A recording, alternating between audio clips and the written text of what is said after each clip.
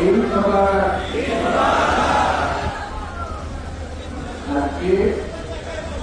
বাংলাদেশের প্রতিটি গ্রামে,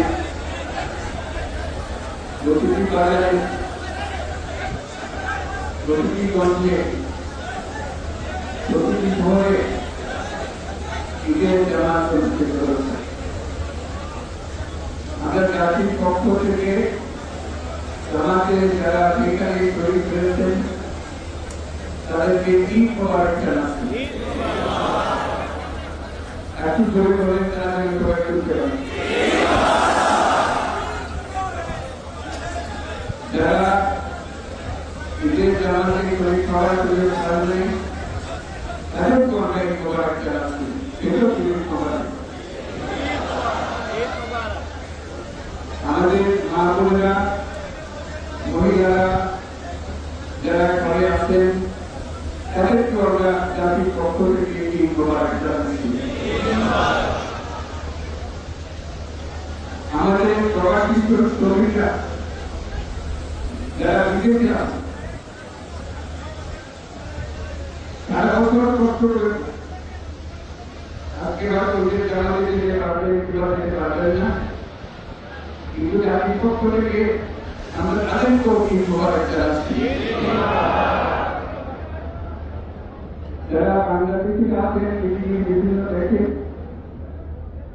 জাতির পক্ষ থেকে তাদেরকে আমরা তুলে জানি, তাদেরকেও আমরা ঈদ মোবারক জানাচ্ছি। যারা হাসপাতালে আছে, রোগী বিভিন্ন কারণে ঈদের জামাতে যেতে পারেন নাই, তাদেরকেও ঈদ মোবারক জানাচ্ছি। এই দূরত্ব ঘুটানোর দিন, নৈকট্যের দিন, ভালোবাসার দিন। আজকে সেই দিনটা আমরা যেন গভীর ভালোবাসার সঙ্গে উদযাপন করতে পারি।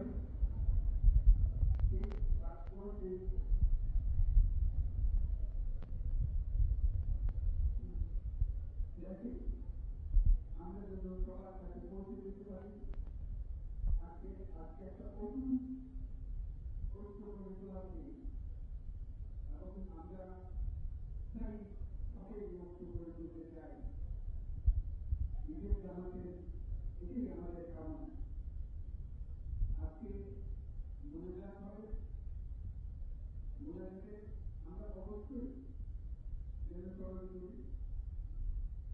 আল্লাহর কাছে প্রার্থনা করি আমাদের এই নতুন বাংলাদেশ গড়ার যারা সুযোগ দিয়েছে সেই বীর সন্তানরা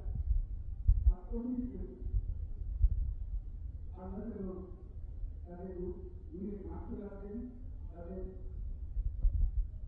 শান্তি দেন। আমরা তাদের মনে রাখে সেটা যেন আমরা অন্তর রাখি। যারা আহত হয়েছে, যারা স্বাভাবিক জীবন থেকে বিচ্যুত হয়ে গেছে, এই দেশের জন্য নিজের স্বাভাবিক জীবন ত্যাগ করতে যারা বাধ্য হয়েছে, তাদের স্বাভাবিক জীবন যাপনের ক্ষমতা দেওয়ার জন্য, লোকমুক্তির জন্য, আল্লাহর কাছে জন্য আমরা প্রার্থনা করি। আজকের দিনে আমরা প্রার্থনা করি যে নৈকট্য আজকের দিনে আমরা শুরু করলাম, এই নৈকট্য এবং এই ঐক্য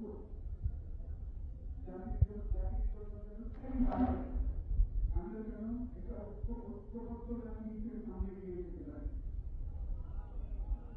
যারা আত্মত্যাগ করেছেন, যারা নতুন বাংলাদেশের স্বপ্ন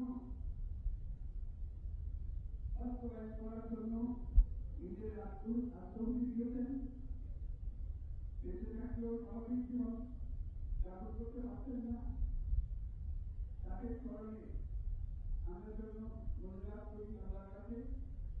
আমরা অবশ্যই সেই স্বপ্ন বাস্তবায়ন করব। যতবারে স্বচ্ছ, ততবারে আমরা ঐক্যবদ্ধ জাতি হিসেবে এই নতুন বাংলাদেশ গঠন করব ইনশাআল্লাহ। এই প্রোগ্রামটা আপনারা সবাই মিলে একসঙ্গে করবেন। ধন্যবাদ সবাইকে।